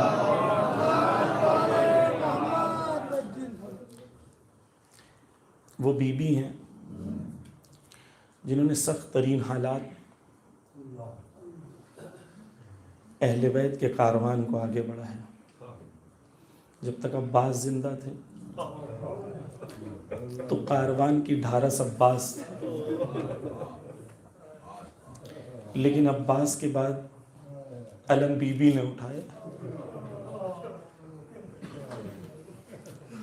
ارباب اعضاء، عرض کیا تھا شاید آپ سے کہ چوتھے امام نے ایک بار بی بی کو دیکھا کہ بی بی بیٹھ کے نماز پڑھ رہی ہے۔ چوتھے امام نے پوچھا بی بی مستحب نمازوں کو بیٹھ کے کیوں پڑھ رہی؟ تو بی بی نے کہا کہ کھانا اتنا کم ملتا ہے کہ جسم میں اتنی طاقت نہیں ہوتی کہ مستحب نمازوں کو کھڑے رہ کے پڑھا۔ ارباب اعضاء، بی بی نے کتنی سختیاں اٹھائی ہوگی۔ آپ تصور کریں کہ جو میدان جو کربعین میں پیدل چلتے ہیں 90 کلومیٹر کا سفر ہوتا ہے، جب 90 کلومیٹر چلتے ہیں تو آخر پہنچتے پہنچتے ان کے پیروں میں چھالے آ جاتے ہیں۔ وہ پیروں میں چھالے آتے ہیں تو روتے روتے کہتے ہیں حسین تیرے درد کو محسوس کرنا چاہتا ہوں اس لیے پیدل چلتا۔ 90 کلومیٹر کے سفر میں جب انسان آخر میں پہنچتا ہے تو چلنے کی طاقت باقی نہیں رہتی۔ ارے ارباب اعضاء، یہ لوگ جب چلتے ہیں تو لوگ ان سے محبت سے پیش آتے ہیں، انہیں پانی دیتے ہیں، کہتے ہیں بیٹھو، پیر دبا دیتے ہیں، مالش کرتے ہیں۔ 90 کلومیٹر کا سفر تھا لیکن اتنی سختیاں۔ اب سوچیں 1000 کلومیٹر اہل بیت نے کیسے طے کیا ہوگا۔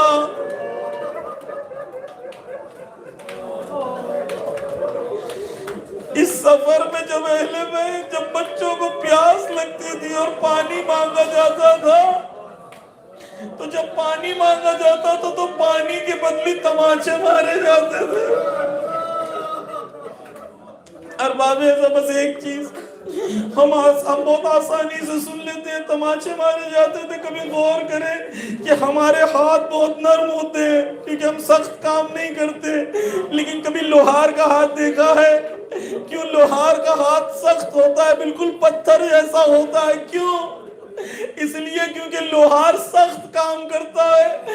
ارے سپاہی جو صبح شام تلواریں اٹھاتے تھے ان کے ہاتھ ہماری تمہاری طرح نہیں ہوتے، ارے پتھر کی طرح سخت ہوتے تھے۔ اب سوچیں شمر ملعون کا ہاتھ اور زینب اور سکینہ کے رخسار۔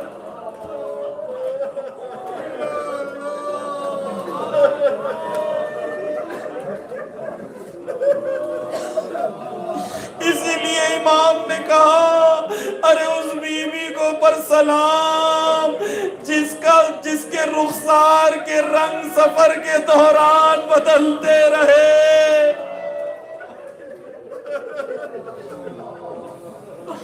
لعنت اللہ علی القوم الظالمین۔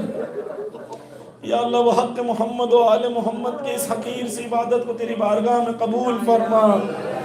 یا اللہ دنیا میں جہاں کہیں محبان اہل بیت ان کی جان مال عزت آبرو کی حفاظت فرما۔ یا اللہ مسلمانوں میں اتحاد کو قائم کر دے، اہل شیعہ اور اہل تسنن کو ایک دوسرے سے محبت کرنے کی توفیق عنایت فرما۔ یا اللہ بحق محمد و آل محمد دنیا میں جہاں کہیں مظلومین ہیں ان کی حفاظت فرما، ظالمین کو نیست و نابود کر دے۔ ہمیں واقعی طور پر ظالمین کو مقابلہ کرنے کی توفیق عنایت فرما۔